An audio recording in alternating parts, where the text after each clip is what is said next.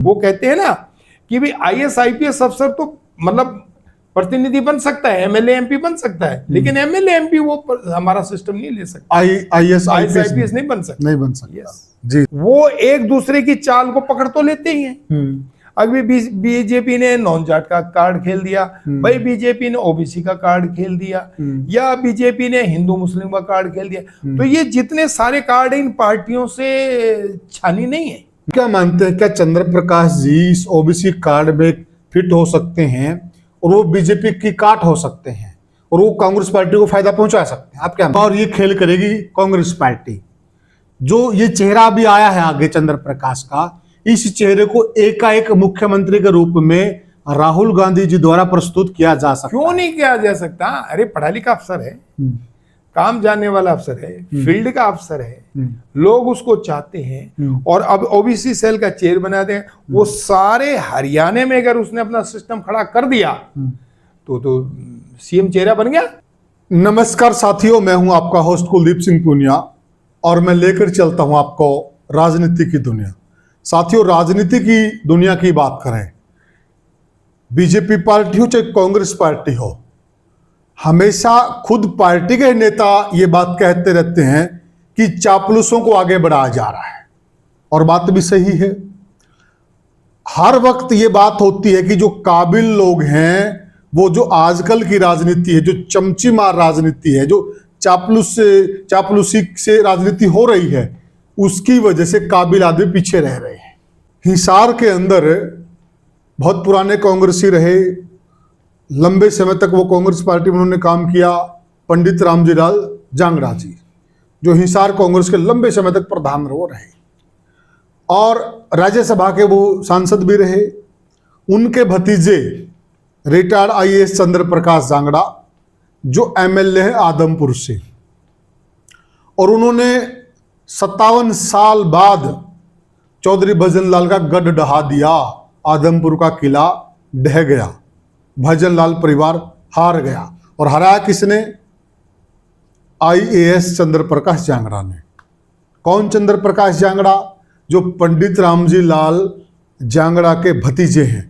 और पंडित रामजी लाल जांगड़ा और चौधरी भजन लाल की एक बात होती थी, दोनों की एक बात होती थी, दोनों ने मिलकर राजनीति की हिसार के अंदर, और एक दूसरे के विश्वास पात्र थे दोनों।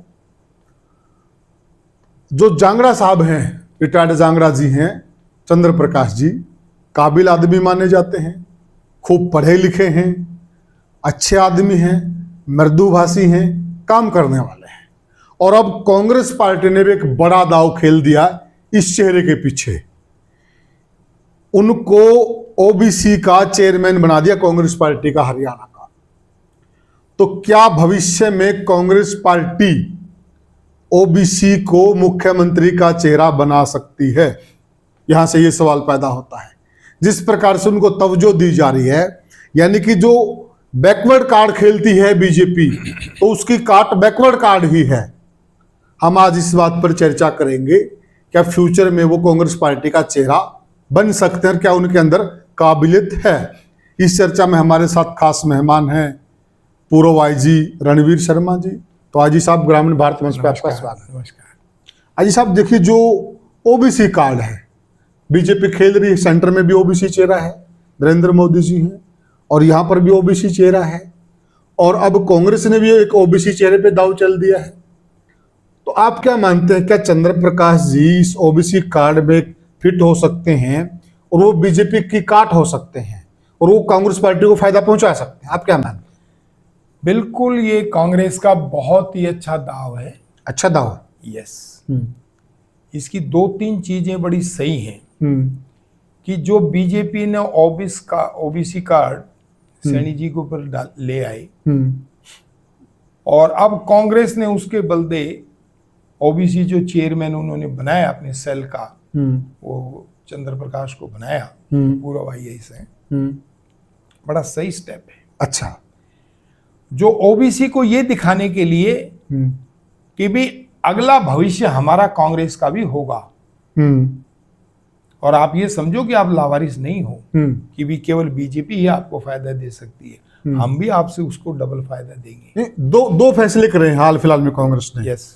ओबीसी को बनाया प्रदेश अध्यक्ष यस यादव जी को, यस, और अब इसको ओबीसी को ओबीसी चेयरमैन का, ओबीसी चेयरमैन बना दिया हाँ, ना, जो ओबीसी सेल कांग्रेस पार्टी है। बीसी सेल का, जो BC सेल का। बीसी सेल का हाँ। कांग्रेस का बने। मतलब एक किस्म का ये समझिए जो बैकवर्ड क्लास है उसका चेयरमैन इन्होंने चंद्र प्रकाश को बना दिया। लेकिन अब तो बीजेपी यही दिखाने के लिए कहा ना कि भी नंबर 1 तो वो पढ़े लिखे अफसर है, नंबर 2 कानून के जानने वाले हैं, नंबर 3 डीसी रहे हैं, कमिश्नर रहे हैं, तो उनको जितने भी प्रशासनिक सिस्टम है एक तो वो पता है। अच्छा, तो उसके इनको 2-3 फायदे कांग्रेस वाले को हो जाएंगे। एक तो जो अपने पुरानी मेल मुलाकात हैं, बहुत ही मृदुभाषी, जैसे आपने बताया, बहुत ठंडे आदमी वो हैं। हमारे साथ भी ऐसे ही रहे हैं, हमारे साथी हैं, शुरू से हमारे साथ नौकरियां की हैं उन्होंने, बतौर एसडीएम भी, बतौर डीसी भी, बतौर कमिश्नर भी। अच्छा, हाँ, तो वो शुरू से इस सबसे मेल मिलाप करके भाईचारा बना के रखते रहे हैं। तो उनको एक फायदा ये है कि एक तो वो अपने सेल के जो लोग हैं जिनके भी काम धाम कहीं अटके हुए हैं या कहीं फंसे हुए हैं, उनको निकलवाने में वो मदद कर देंगे। नंबर 2, वो उनको एक अपना चेहरा दे रहे हैं। अगर तुम्हें किसी प्रकार की कोई दिक्कत है तो तुम ये मत समझना कि तुम्हें कोई तवज्जो नहीं मिलेगी, मैं तवज्जो दिलवाऊंगा, मेरे पास जिम्मेवारी ओबीसी सेल की है। दूसरा, आपको ये मिल जाएगा। तीसरी, आपको ये मिल जाएगी कि जो ओबीसी कार्ड बीजेपी ने खेला हुआ है उसकी जो जो कमजोरियां हैं वो उनको पकड़ने में माहिर हैं। अभी इनकी ये कमियां हैं, वो उन कमियों को लेते हुए अपनी कांग्रेस पार्टी को आगे बढ़ा देंगे। और यही बात उनको आदमपुर के अंदर सहमति बनाई कि जहां रामजी लाल के पारिवारिक सिस्टम को लेकर और भजन लाल के पारिवारिक सिस्टम को लेकर के उन्होंने उस आदमपुर कॉन्स्टिट्यूंसी में सेम भाईचारा अपना बनाया हुआ था जो भजनलाल परिवार ने बनाया हुआ था। भजनलाल की जो लीगेसी थी उसके बेटे पोतों में, वो उनके अंदर थोड़ी सी वो राजशाही का सिस्टम था। ये क्योंकि ऑफिसर था और मीठी भाषा में बात करता था, ये लोगों के ज्यादा नजदीक आया। तो लोगों ने, दूसरा, कांग्रेस ने अपना एक सिस्टम ऐसा बना दिया था अब भी ये पार्टी राज में भी आ सकती है। तो उन्होंने देखा यार इसका बतेरा देख लिया राज, इसको भी देके एक मौका देख लो। अभी शायद कांग्रेस में कोई सिस्टम बन जाए और उसको इलेक्शन जिता दिया। 57 साल बाद उनका गढ़ तोड़ दिया। मतलब उन्होंने ये समझा परिवार तो अपना एक ही है। एक चीज और मैंने देखी, जो मैंने भव्य के कार्यक्रम भी देखे हैं। हाँ। मैंने कुलदीप बिश्नोई जी के भी कार्यक्रम देखे। हाँ। और मैंने चंद्र प्रकाश जी के भी देखे हैं। हाँ। और मैंने कोठी पे लोगों का आना जाना भी देखा है। हाँ। मतलब ये बहुत, एक तो सामने वाले को बड़ा कंफर्टेबल फील कराते हैं। हाँ। कोई भी जाके आराम से मिल सकता है। ठीक।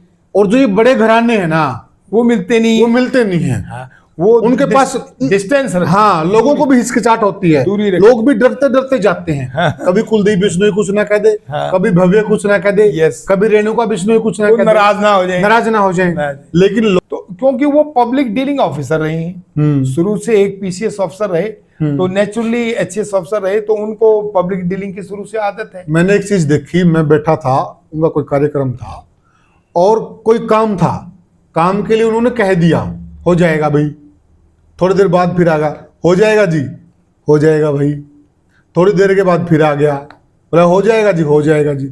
अगर वहां, मैं जानता हूं अच्छे से, अगर कोई देवीलाल परिवार से होता या किसी भजनलाल परिवार से होता या कोई बंसीलाल परिवार तो से होता, उसको भगा देते वहां से। भगानी बड़ी डांट पड़नी थी वहां पे, डांट पड़नी थी निश्चित रूप से। यस। लेकिन वहां उन्होंने बड़े प्यार से उनके साथ डील किया। वो उसको, मतलब इसको वर्ड बोलते हैं टॉलरेंस। यस, कि बहुत धैर्य है राजनीतिक सिस्टम में और ऑफिसर में अगर धैर्य हो तो कामयाब अफसर है, कामयाब है। उसको प्रशासनिक सिस्टम में भी कामयाब है, लाइन ऑर्डर में भी कामयाब है और सामाजिक सिस्टम के अंदर भी कामयाब है। तो ये उनका कामयाब का। तो फिर आप क्या मानते हैं, जो आदमपुर की राजनीति है, जो हिसार जिले की राजनीति है, और अब तो वो बीसी के चेयरमैन हो गए हैं, ओबीसी के, ठीक है, तो क्या लगता है आपको कि हिसार की राजनीति ने, हरियाणा की राजनीति ने चंद्र प्रकाश को अडॉप्ट कर लिया है? देखो, नेचुरली उन्हें अडॉप्ट करना भी चाहिए। अब ये जो चले हुए सिक्के हैं ना, इनको कांग्रेस हटाएगी और राहुल खासकर हटाएगा इन्हें। अच्छा, हाँ बिल्कुल हटाएगा। जो मैंने बताया कि अब जो चाहे उसमें भूपेंद्र हुड्डा नाराज भी हो जाए, अब इनको वो पीछे करेंगे। अब जैसे सुरजेवाला को आगे लेके आ रहे हैं, ठीक है ना, और सुरजेवाला को क्या, वो भी कह रहा है कि भी भूपेंद्र हुड्डा तो मेरा बड़ा भाई है, ठीक है। तो ये अभी वो देखी थी, हाँ, वो कह रहा आप मेरा साथ दे दो, हाँ, वो कह रहा साहब हमने तो 20 साल साथ दे दिया, और कितना दोगे, हाँ अब तो आप दे दो, आप दे दो। तो नेचुरली ये मैसेज आगे तक पहुंचाने के तरीके हैं। सुरजेवाला एक बड़ा काबिल, बहुत शाना आदमी व्यक्तित्व है, तो इनको आगे आना चाहिए, इनको आगे दे लेना चाहिए, ठीक है नहीं। और शैलजा भी उनको बढ़ाने में कहीं ना कहीं खुशी होगी। अभी चलो, हाँ, एक हमारा जाट परिवार के अंदर एक चेहरा आगे बढ़ता है तो उसे बढ़ाना चाहिए। तो इसी प्रकार इन नए चेहरों को ओबीसी के अंदर इनको भी एक मौका दिया जा रहा है, ताकि भी आगे कांग्रेस की सरकार आती है तो आपको भी एक पुश मिलता है, और दूसरे जो बैकवर्ड सेल ओबीसी है उसको पुश मिलता है, तीसरा वो बीजेपी की काट भी बनते हैं। तो इसलिए तीनों चारों सिस्टम से वो कांग्रेस को सूट करेगा, और शूट के साथ साथ जो है वो उनकी वोट बैंक बढ़ाने में मदद करेगा। अच्छा, जो लास्ट समय के हम निर्णय देखे राहुल गांधी जी के, जो यादव जी को प्रदेश अध्यक्ष बनाया, राव नरेंद्र जी को, इसके अलावा भी जो राज्यसभा की सीट थी करमबीर बौद्ध को भेजा, तो मतलब ये कुछ निर्णय चौंका रहे हैं। निर्णय इसलिए चौंका रहे हैं ना कि भाई ये जो निर्णय है, करमबीर बौद्ध का ले लो या हमारे हरियाणा के प्रधान का ले लो, ये क्योंकि हर राजनीतिक जो दल हैं वो एक दूसरे की चाल को पकड़ तो लेते ही हैं। अभी बीजेपी ने नॉन जाट का कार्ड खेल दिया, भाई बीजेपी ने ओबीसी का कार्ड खेल दिया, या बीजेपी ने हिंदू मुस्लिम का कार्ड खेल दिया। तो ये जितने सारे कार्ड इन पार्टियों से छानी नहीं है, उनको एक एक चीज पता होती है कि अब ये कार्ड ये मिला, कार्ड ये मिला, तो इसका क्या जवाब हो, इसको क्या, वो भी तो रात दिन यही डिस्कस करते हैं जो आज और हम कर रहे हैं। तो उनको तो 24 घंटे यही काम होता है। तो एक बड़ा सवाल है, हाँ, राजनीति को सबसे ज्यादा नुकसान पहुंचाया चापलूसों ने खूब। क्या राहुल गांधी जी अब चापलूसों को दरकिनार करके करना ही जो पड़ेगा, चंद्र प्रकाश जी जैसे काबिल आदमी इनको आगे करेंगे? इन्हें करेंगे, उन्हें करना ही पड़ेगा। अगर उन्होंने वही पुराना ढर्रा सिस्टम रखा, अगर भी चापलूसी का सिस्टम रखा जो कांग्रेस कल्चर है, अगर भी कांग्रेस में एक माई बाई बना लो और वहीं से टिकट मिल जाएगी, अब वो काम को देखेंगे। अगर भी कौन आदमी है जो फील्ड में काम करने वाला है, हाँ, पैमाना चापलूसी ना हो, पैमाना काम हो, काम होगा। यस। तो जो फील्ड के ऑफिसर होंगे उनकी पहचान होगी। अब कांग्रेस इसी चीज पे आ रही है, जो अपनी संगठन की शक्ति बढ़ा रही है। संगठन के जो पदाधिकारी उनको भी उन्हीं के दे रहे हैं कि वो फील्ड के आदमी कौन है, उनको निकालो। तो जितने ऐसे नए चेहरों को निकालेंगे तो उनके अंदर एक जोश भी होगा, उनके अंदर आगे बढ़ने की उम्मीद भी होगी, और पार्टी के वोट बैंक को भी वो आगे बढ़ाएंगे। क्योंकि नेचुरली जब कोई एंटी एस्टेब्लिशमेंट होता है ना, अभी जो पावर में रह रहा होता है, उसकी रोजाना 50-60 गलतियां होती हैं। भाई 90 हल्के हैं, तो हर हल्के में मान के चलो 45-50 हल्कों में कोई ना कोई तो गलती होती रहती है ना। तो लोग उसके खिलाफ चलना शुरू हो जाते हैं, लोग फिर विकल्प की तलाश में लगते हैं। अगर कांग्रेस ने नए चेहरों को ला करके और इस चाटुकारिता को दूर करके और इस प्रकार इनका हर सेल का जवाब देते हुए, या जो इन्होंने फूड का सिस्टम डाला है उसका जवाब देते हुए चलेंगे, तो कांग्रेस आगे बढ़ेगी। ब्लॉक प्रधान इन्होंने बना दिए, अब ये कह रहे हैं कि हम भी जो पन्ना प्रमुख का सिस्टम है बीजेपी का लेंगे, हम भी करेंगे, वो करेंगे, वो सारा सिस्टम करेंगे। मतलब जो ना भाई जो सिस्टम उन्होंने अपना रखे हैं उसका हर एक का बराबर खड़ा करेंगे तो आगे पार्टी आगे बढ़ेगी। जब उसके बराबर वो खड़ा नहीं कर सके पन्ना प्रमुख के या ब्लॉक के या क्या जिले के, तो वो आगे कैसे बढ़ेंगे? तो अच्छा, उन्हें अपनी संगठन के ढांचे तैयार करने पड़ेंगे। अच्छा देखिए, जो आप बहुत अच्छी बात कह रहे हैं कि भाई चापलूसों ने नुकसान किया है, चापलूसों को दरकिनार करके काम करने वालों को राहुल गांधी जी आगे करेंगे। यस। इस बात की कितनी उम्मीद मानते हैं आप कि जिस प्रकार से लास्ट समय में बीजेपी नायब सिंह सैनी को आगे ले आई चुनाव के टाइम पे, और वो चुनाव निकाल के ले गई, कि जो अगला चुनाव है वो इसी तर्ज पे होगा और ये खेल करेगी कांग्रेस पार्टी।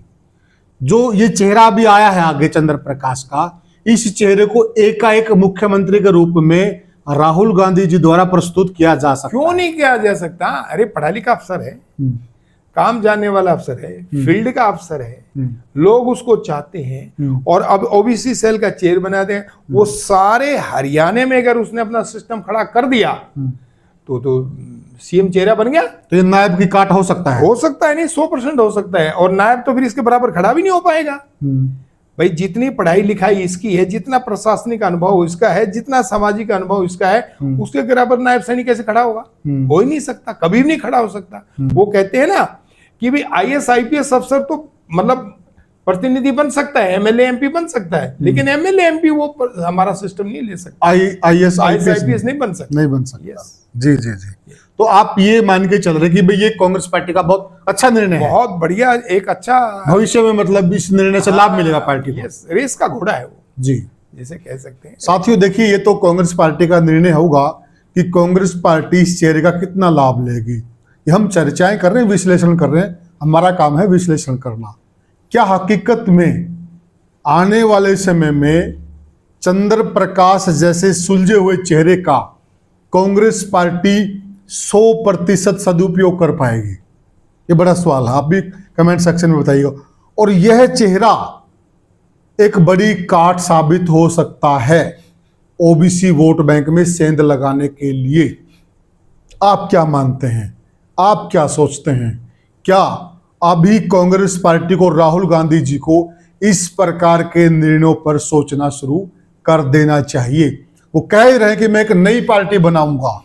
कर देना चाहिए नहीं, मैं पुनिया जी आपको रोकूंगा बीच में, उन्हें करना ही पड़ेगा, करना ही पड़ेगा। इसके अलावा कोई रास्ता नहीं रहेगा। अगर वो चाटुकारिता सिस्टम से नहीं निकले या कांग्रेस को नहीं निकाला तो फिर गर्त में ही है मामला, गर्त में ही है, गर्त में ही है। Yes. क्योंकि अगर आप जो पीछे चुनाव हुए हैं उनका विश्लेषण करेंगे, चाटुकारिता ही ले डूबी, ये परम सत्य है, कोई माने या ना माने। तो अभी भी वक्त है राहुल गांधी जी, सिस्टम देखो ना आप, चाटुकारिता। हाँ बिल्कुल, कि भाई भूपेंद्र हुड्डा ने जिन जिन को टिकट दिलाई वो एमएलए बन गई, और वो एमएलए उसी ग्रुप में है, वो कांग्रेस का एमएलए नहीं है। हाँ, वो भूपेंद्र हुड्डा के एमएलए हैं। Yes. ये बीमारी है। तो वो पार्टी के एमएलए होने चाहिए, पार्टी के एमएलए होने चाहिए। पार्टी के प्रधान को उसके संगठन के ढांचे के आदमी होने चाहिए, ना कि एक व्यक्ति विशेष के होने चाहिए। जब तक ये व्यक्ति विशेष की भूमिका को दूर नहीं करेंगे, और वो राहुल को ही करना पड़ेगा, कोई और आदमी नहीं कर सकता। और ये केवल हुड्डा के लिए नहीं कह रहे हम, शैलजा के हैं वो शैलजा के हैं, रणदीप के हैं वो रणदीप के हैं। मतलब ये नहीं होना चाहिए। एक एमएलए कांग्रेसी होना चाहिए सबसे पहले, बाद में वो किसी गुट का होना चाहिए, और गुट होना ही नहीं चाहिए, नहीं होना चाहिए। बीजेपी इसी वजह से तो आगे है। हाँ बिल्कुल सही बात। बीजेपी में ये गुट सिस्टम होने नहीं देते वो, बिल्कुल। अगर कोई व्यक्ति विशेष ऐसा गुट बनाने की कोशिश करता है, अब जैसे अभी में इसकी बात आ रही थी खट्टर की, वो खट्टर कहीं ना कहीं अपना गुट बनाने की कोशिश करता है, तो पहले वहीं से डांट पड़ जाती है, अगले तो ये सिस्टम मत बना। और उसको बता दिया गया है कि भाई तू सैनिक के मामले, चीफ मिनिस्टर के मामले दखल अंदाजी मत कर, जा तू अपने काम पे काम रख। अपने काम पे तवज्जो रखने की बजाय वो रोज हरियाणा में घूमता रहता है, कभी किसी फंक्शन में, कभी किसी फंक्शन में। ये फंक्शन आगे ऊपर पसंद नहीं है, ये अभी इसका इन्होंने खामियाजा भुगतना पड़ेगा इसको। मतलब इसका रिपोर्ट कार्ड तैयार हो रहा है, हो चुका है। आप भी कहना चाह रहे हैं? यस। तो साथियों, आपको हमारी चर्चा कैसी लगी आप कमेंट सेक्शन में बताइएगा, और फिर मिलेंगे किसी और वीडियो में किसी और मुद्दे पर। तब तक के लिए राम राम।